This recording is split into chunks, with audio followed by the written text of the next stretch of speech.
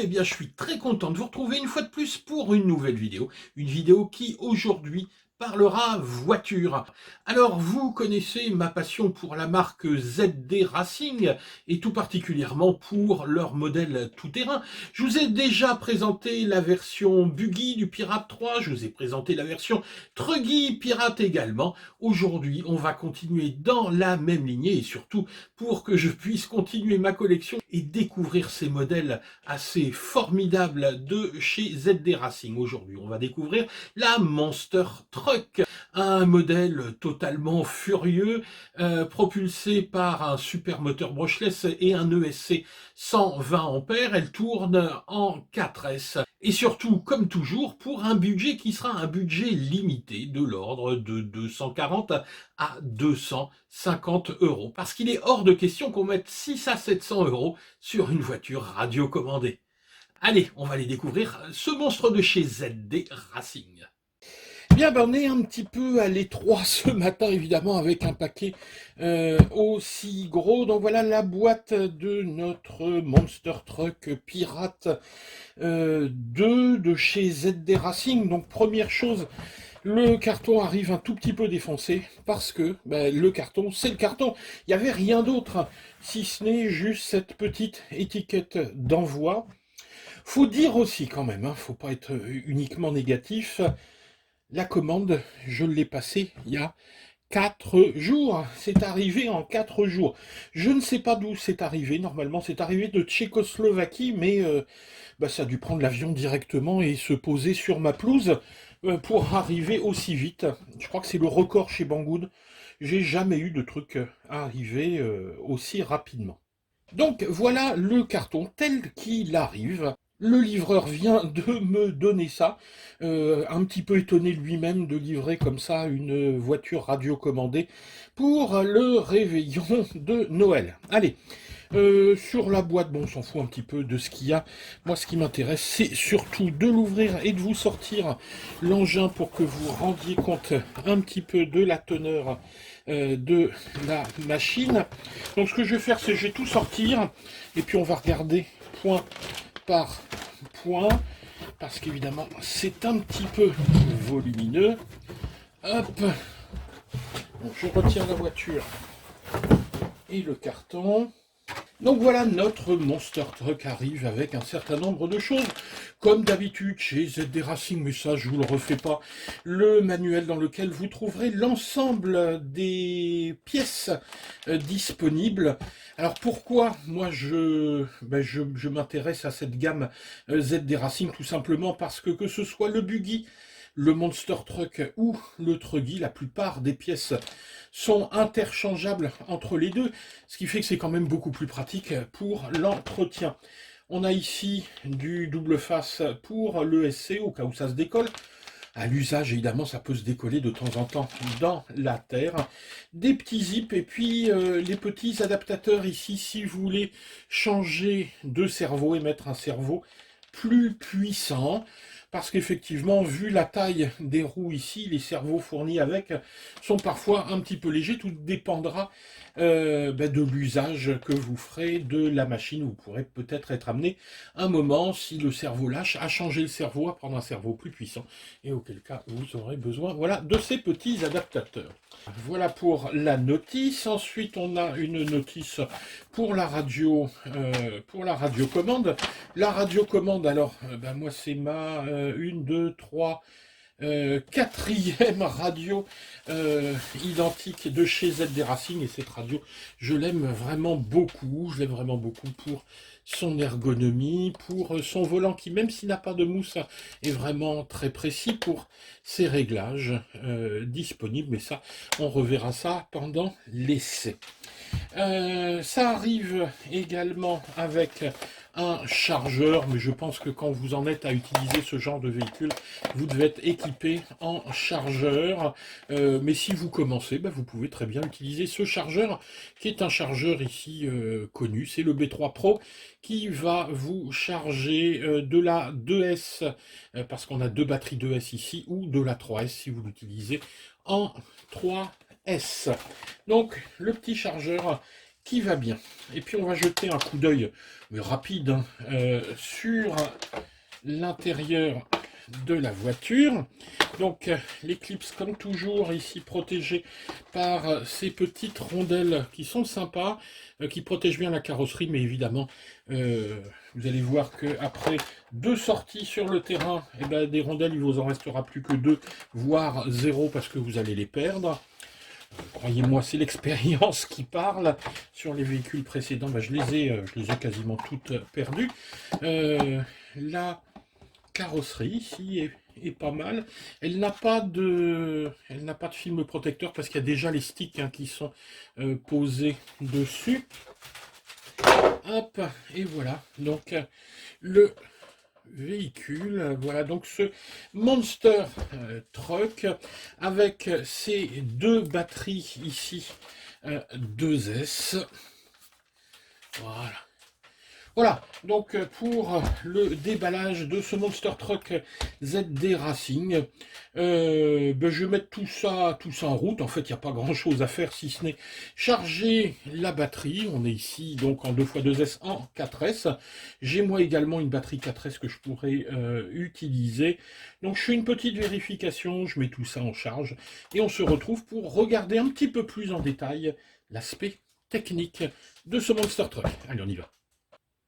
Et bien voilà, notre Monster Truck ZD Racing est prêt à rouler. Donc il n'y a pas eu honnêtement grand chose à faire. Je vais vous montrer un tout petit peu ma préparation. Mais avant de regarder tout ça et avant de retirer la carrosserie, on va regarder un petit peu la taille de ce Big Monster.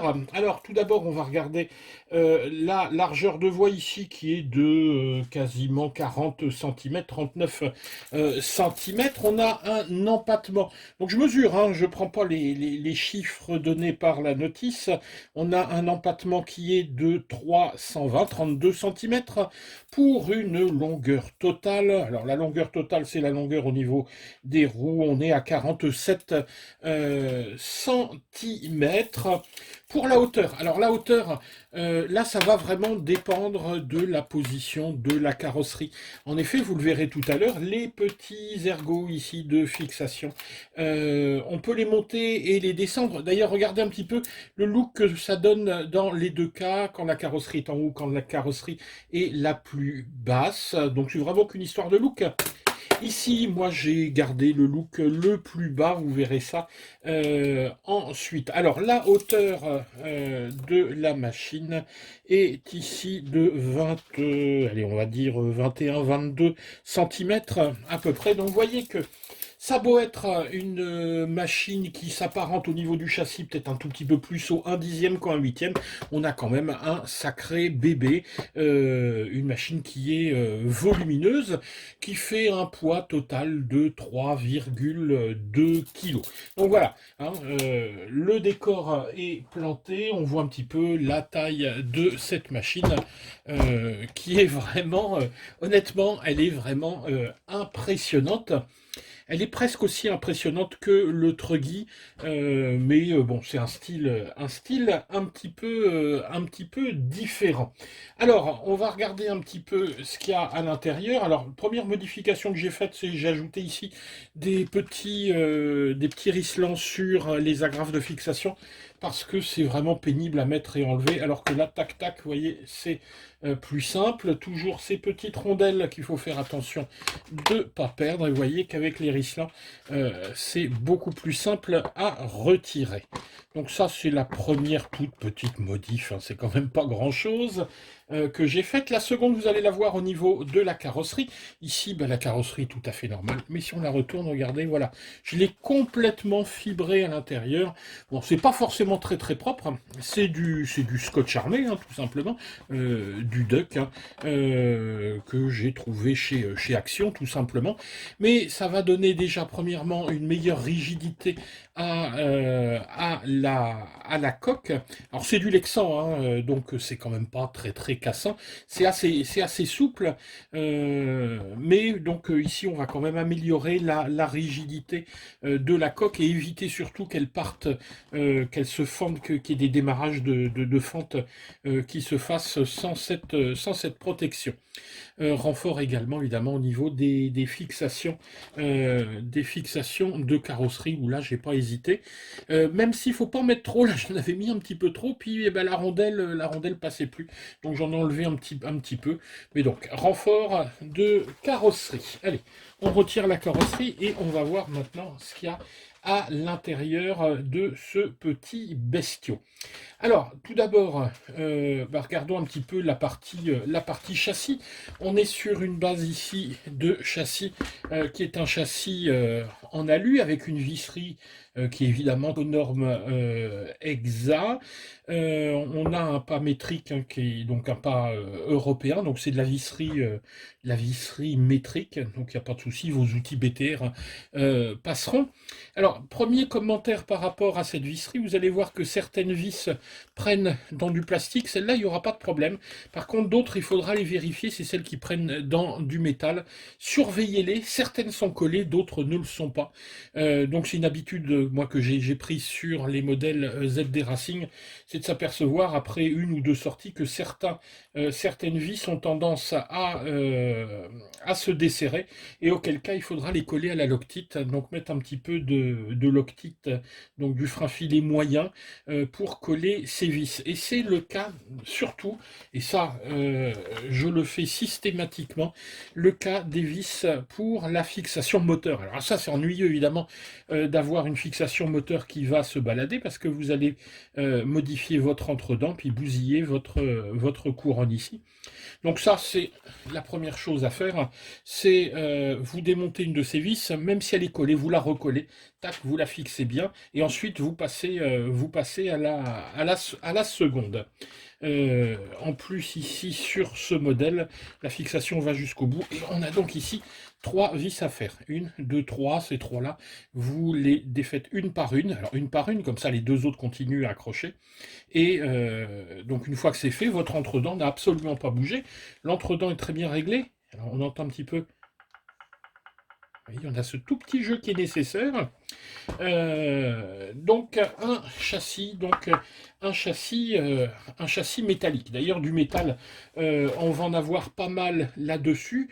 On a alors en métal, les tourelles ici d'amortissement, d'amortisseurs qui sont en métal, évidemment des amortisseurs métalliques. Tous les axes sont en métal, transmission évidemment métallique.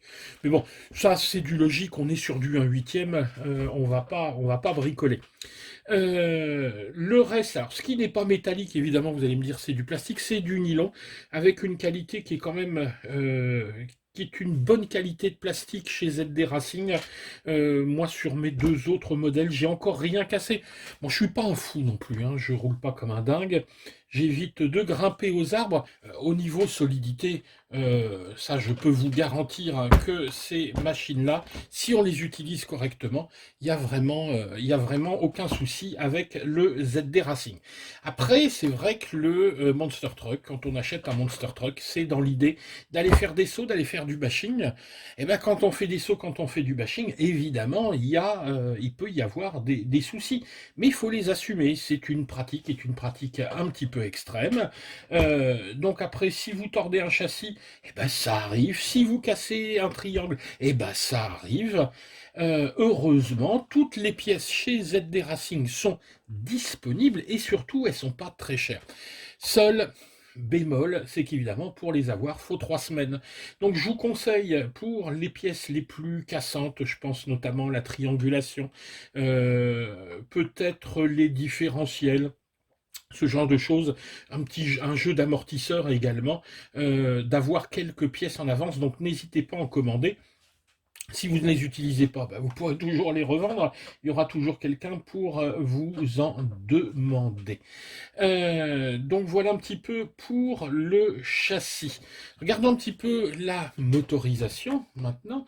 La motorisation, c'est, alors si je ne dis pas de bêtises, la motorisation la plus puissante des modèles ZD Racing. On a un moteur ici qui est un brushless 4274. Sur les autres modèles 1/8, ils utilisent du du 4068.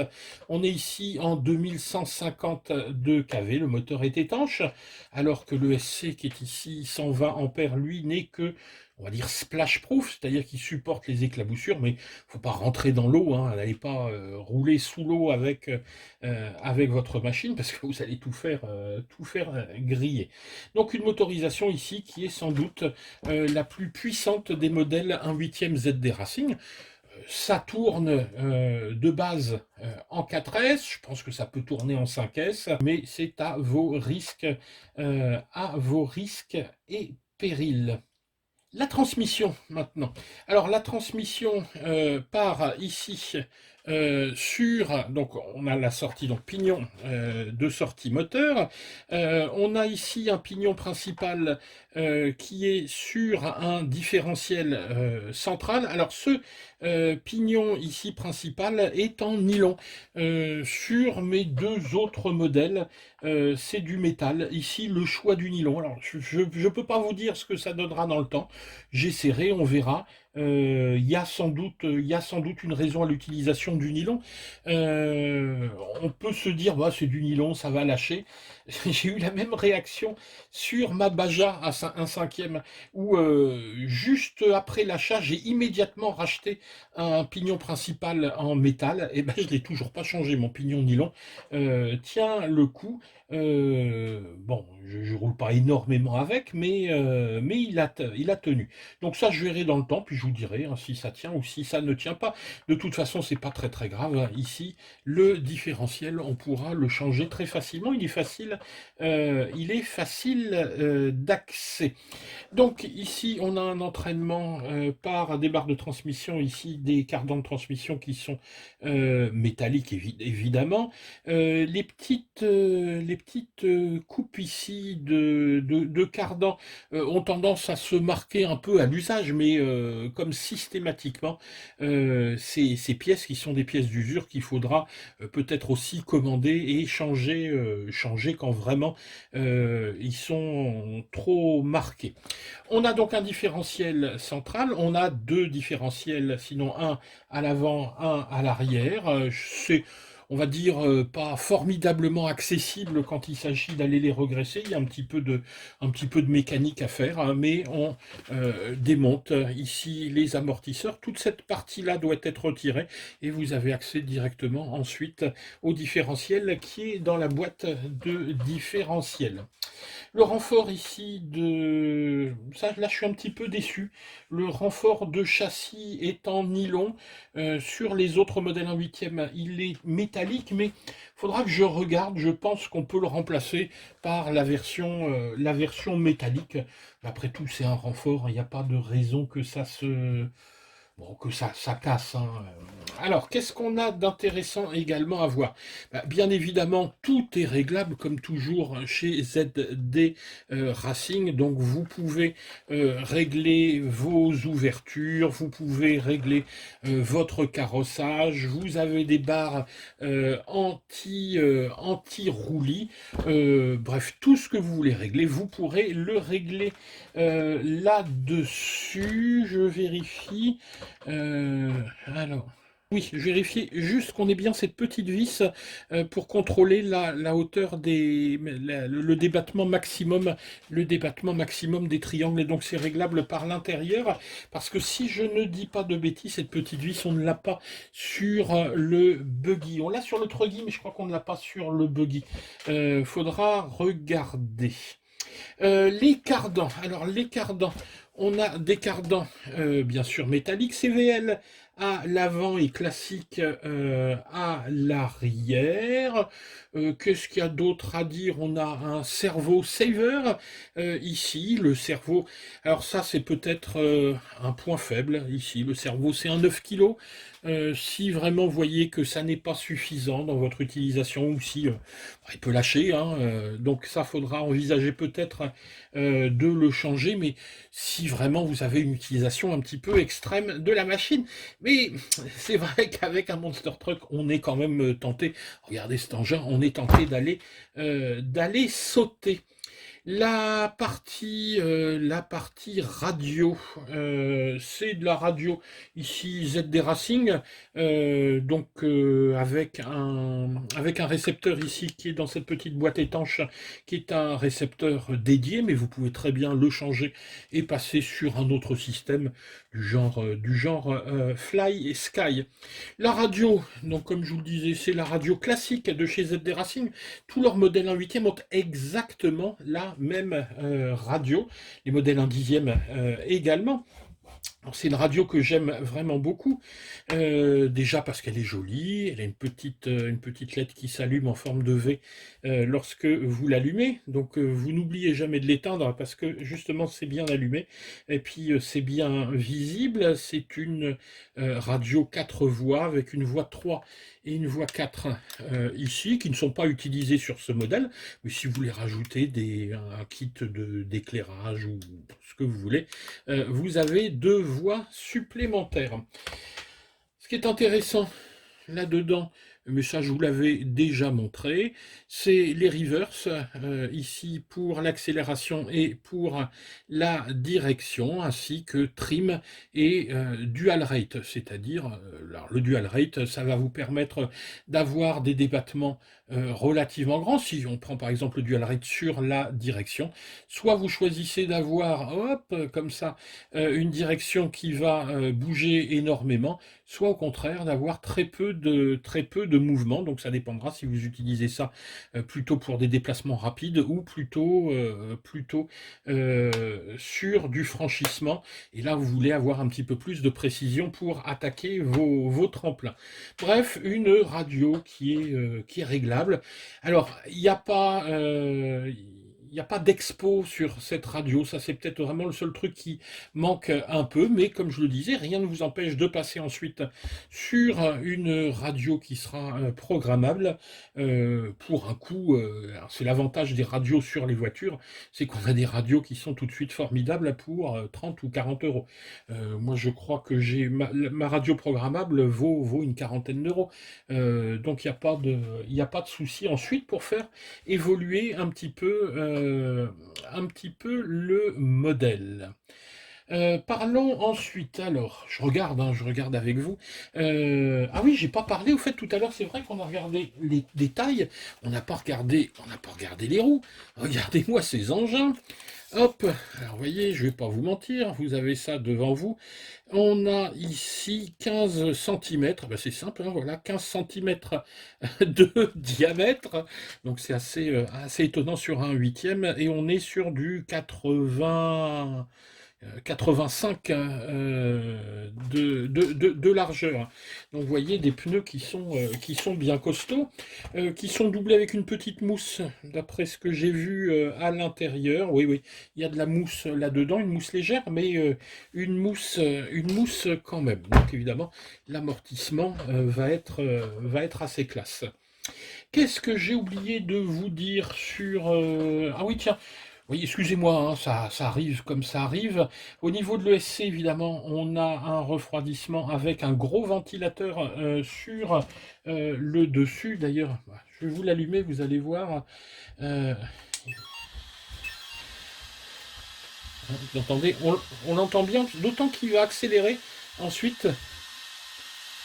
Vous voyez, ça souffle, hein, le refroidissement vraiment de l'ESC, 120 ampères est bien assuré. Voilà. Hein. Donc ici, vous voyez le cerveau, qui n'est pas un foudre de guerre, mais il faut les tourner les roues hein, quand même. Hein. Donc on a 9 kg au niveau du cerveau. Et puis... Wow. Hey, calme-toi, vous voyez, elle est un petit peu furieuse. Je la débranche avant de la retrouver dans la chambre du premier. On a quasiment fait le tour de cet engin. Il y a juste une dernière chose sur laquelle je voulais discuter un petit peu. C'est la batterie. Ça, c'est pas forcément ce que je trouve de plus formidable. C'est le choix du 4S, mais en 2x2S. Je pense que c'est lié à des problèmes de coût et à des problèmes de taille. Parce que, et ça c'est vraiment le défaut des ZD Racing, je ne sais pas pourquoi, le choix pour l'emplacement des batteries n'est pas super et on est limité en taille. Sur le Truggy et sur le Buggy, les 3S, vous êtes limité, donc on ne peut pas toutes les prendre. Pour trouver, on arrive à peu près à aller jusqu'à 5000, mais on ne peut rien prendre d'autre. L'idéal, c'est de même de descendre un petit peu en dessous de 5000. Et ici, on a donc 2x2S en 4000, c'est-à-dire qu'à cause de la taille, ils n'ont pas pu monter jusqu'à des 2S en 5000 ou en 4009. Le montage ici, c'est un montage en série, c'est-à-dire que vous voyez que le moins va sur la première batterie, le plus sur la deuxième, et on relie le plus et le moins des deux batteries par un câble. Donc faites très très attention, surtout quand vous allez recevoir cette machine, observez bien la façon dont c'est câblé, pour pas aller vous foutre un court-circuit avec vos lipos. Alors ensuite, le souci, et moi ça je suis un petit peu déçu, c'est ensuite, ben, je charge ça comment? Parce que comme j'ai deux prises ici d'équilibrage alors que je n'ai qu'une seule prise de charge, je dois avouer qu'avec mon chargeur, je ne sais pas trop comment faire. Alors la première solution, elle est toute simple, c'est de prendre le petit B3 qui, avec ce modèle-là, est quasiment la meilleure solution. Le problème, c'est que vous allez charger ça batterie par batterie. Le B3 ici balance du 800 milli. Oh là là là, oui, il y en a pour 4 heures. En gros, il va y en avoir pour 4 ou 5 heures par batterie. Donc, vous imaginez 10 heures pour recharger ça. En gros, il va falloir en mettre une le jour et une la nuit, puis le lendemain, vous avez vos batteries. Bon, c'est pas l'idéal. Le plus simple, si vous avez un chargeur classique, c'est d'utiliser ce type de câble, qui est un... Alors, je vous mettrai un petit lien, on peut le trouver. On le trouve ici avec des prises PK. Donc il suffit de remettre ici une petite prise comme vous voulez, hein. Soit vous utilisez la prise de base DIN.